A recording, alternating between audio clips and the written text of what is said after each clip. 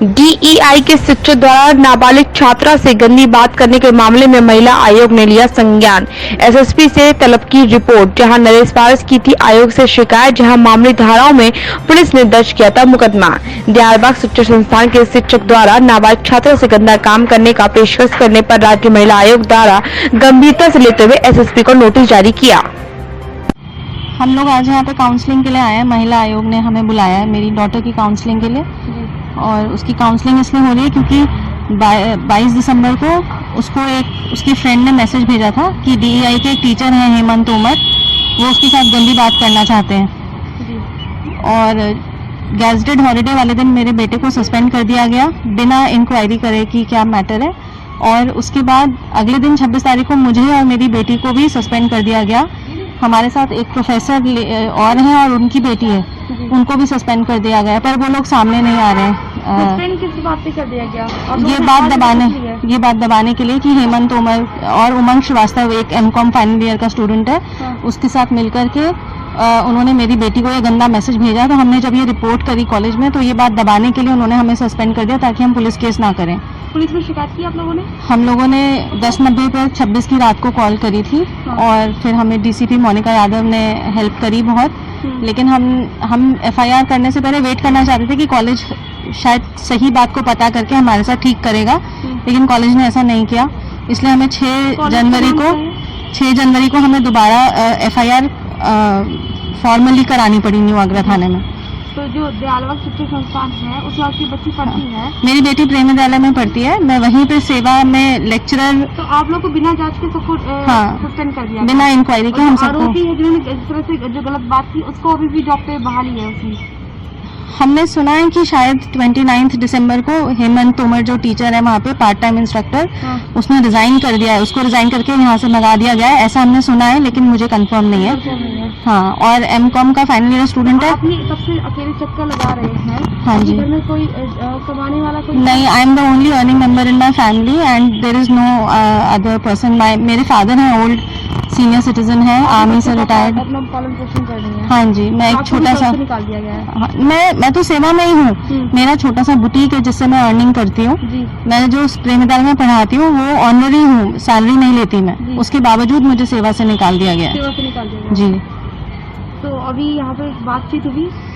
अभी काउंसलिंग के लिए मेरी बेटी को बुलाया, महिला आयोग की तरफ से लेटर आया, क्योंकि ये सरकारी और फॉर्मल है इसलिए मैं आई हूँ, वरना मैं अपनी बेटी को कहीं बाहर लेके नहीं जा रही, सिर्फ घर पे ही सत्संग कर। आप लोग क्या चाहते हैं, मांग क्या है आप लोग की? हम लोग की जो पहले दिन मांग थी वो ही आज भी मांग है कि हम तीनों के सस्पेंशंस डीआई को वापस लेने चाहिए अपॉलॉजी के साथ, और जो गलत है उसे सजा मिलनी चाहिए क्योंकि वो गलत है, और पॉक्सो लगना चाहिए क्योंकि मेरी बेटी 13 साल की है, टीचर 25 साल का है, और माइनर सॉलिसिटेशन का केस है, और यूनिवर्सिटी को ये मैटर पुलिस को ऑफिशियली रिपोर्ट करना चाहिए, और टीचर और उस स्टूडेंट के अगेंस्ट में जिन्होंने मिलकर के दोनों बच्चियों के साथ ऐसा कुछ करने की सोची और मैसेजिंग भेजी, इंटेंशन थी उनकी इलेक्ट्रॉनिक मीडिया पे बच्चों के नाम, गंदी चैट्स वगैरह, सब एविडेंस जो था मेरे पास वो ये प्रूव करता है कि ये टीचर्स गलत हैं, स्टूडेंट, इनके खिलाफ एक्शन होना चाहिए।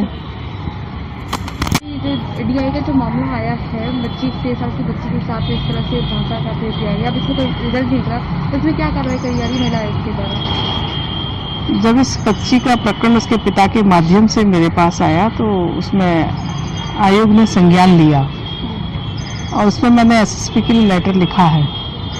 5 दिन में आख्या मांगी थी, 7 तारीख को मैंने लेटर भेजा था, अभी तक आख्या मेरे पास नहीं आई है, क्योंकि किसी भी नाबालिग बच्ची को अश्लील चैट भेजना और उस प्रकरण को दियारबाग के मैनेजमेंट के द्वारा कोई संज्ञान न लेना और जांच में भी उस विषय को बचा के रखना, ये भी एक अपराध है। कार्रवाई दोनों तरफ होनी चाहिए, जबकि बच्ची के परिवार को, उसकी माँ को टीचिंग से सस्पेंड किया गया, भाई को कॉलेज से सस्पेंड किया गया, बच्ची को क्लास से सस्पेंड किया गया, यानी कि एक तरह से कहना चाहिए कि अपराध को और हवा दी गई। तो इस तरह आयोग उस बच्ची के साथ पूरी तरह खड़ा हुआ है, और बच्ची को न्याय दिलाना आयोग का कर्तव्य भी है, और जहाँ तक हो सकेगा मैं उसके साथ खड़ी हूँ। एसएसपी को आपने तलब किया तो वहाँ का भी कोई अभी कोई जवाब नहीं आया एसएसपी का, अभी जवाब अपेक्षित है। संबंध में मेरा आपसे ये कहना है मीडिया के माध्यम से कि बेटियां डरे नहीं, निर्भीक होकर अपनी क्लास ज्वाइन करें, पढ़ें। आयोग उनके साथ खड़ा हुआ है। हाँ, दयालबाग का एक मामला सामने आया है जिसमें दयालबाग शिक्षण संस्थान का एक शिक्षक अपने बीकॉम के लास्ट ईयर के छात्र से एक 13 वर्षीय छात्रा के साथ में गलत काम करने के लिए कहता है। उस बच्ची का वो नंबर मांगता है, उसके बारे में अनाप शनाप अनर्गल बातें करते हैं और वो टीचर और स्टूडेंट के बीच में बहुत सारी चीज़ें चैट होती हैं। तो उस बच्ची के बारे में बहुत सारी गंदी बातें उसमें कही गई हैं। उसको लेकर उसकी सहेली को अप्रोच किया जाता है, उस लड़की का नंबर लिया जाता है और फिर उसके साथ में गंदा काम करने के लिए लगातार उस पर दबाव डाला जाता है। तो जब वो मामला बच्ची तक पहुंचता है तो बच्ची ने अपनी मां से शिकायत की। मां ने डीआई के प्रिंसिपल से शिकायत की तो उन्होंने उस मामले में कोई कार्रवाई नहीं की। ऐसे में फिर बच्ची की मां ने 1090 महिला हेल्पलाइन, पुलिस, इन सारी जगह को अप्रोच किया, लेकिन उसमें कोई कार्रवाई नहीं हुई। तो फिर उन्होंने थाने में तहरीर दी। थाने में तहरीर बच्ची ने खुद अपने हाथ से दी और उसमें लिख के दिया कि मेरी उम्र 13 साल है और मेरे साथ में ऐसा कुछ हो रहा है। तो उसमें 4 लोगों को नामजद भी किया था। लेकिन जो उसमें मुकदमा दर्ज किया गया तो मुकदमा दर्ज केवल धारा 294 यानी कि अश्लील गाना गाने वाली धाराओं में मुकदमा दर्ज कर दिया और जो 4 अभियुक्तों के जिसमें नाम बताए थे उनमें से 2 अभियुक्तों के नाम हटा दिए। उन्होंने केवल 2 अभियुक्तों को नाम मेंशन किया गया। तो ये पूरा जो कानूनी कार्रवाई थी, जो पुलिस कार्रवाई थी, वो संदेह के घेरे में, क्योंकि जब लड़की खुद कह रही है कि मेरी उम्र 13 साल है तो उसमें जाहिर सी बात है उसमें पॉक्सो एक्ट में मुकदमा दर्ज होना चाहिए। उसमें कुछ नहीं हुआ। और कार्रवाई की तो बात छोड़िए, जो पीड़ित बालिका थी उस बालिका को कॉलेज से निकाल दिया गया। उसकी माँ अवैतनिक पद पर प्रवक्ता थी, कॉलेज में पढ़ाती थी, उसको भी निकाल दिया। उसके भाई को भी कॉलेज से निकाल दिया। मतलब ये हुआ कि जो पीड़ित है उसी को स्कूल से वंचित कर दिया गया। बच्ची का भाई, बच्ची की माँ, तीनों अवसाद में हैं। उनका मनोचिकित्सक से इलाज भी चल रहा है। उनकी पढ़ाई का नुकसान हो रहा है। इस पूरे मामले को लेकर मैंने एसएसपी, महिला आयोग, बाल आयोग, इन सबको मैंने मामला भेजा हुआ है और मांग यही है कि इसमें निष्पक्ष जांच होनी चाहिए और दोषियों के खिलाफ कार्रवाई हो और बच्ची की मां और भाई जो है उनकी पढ़ाई जो है बहाल कराई जाए।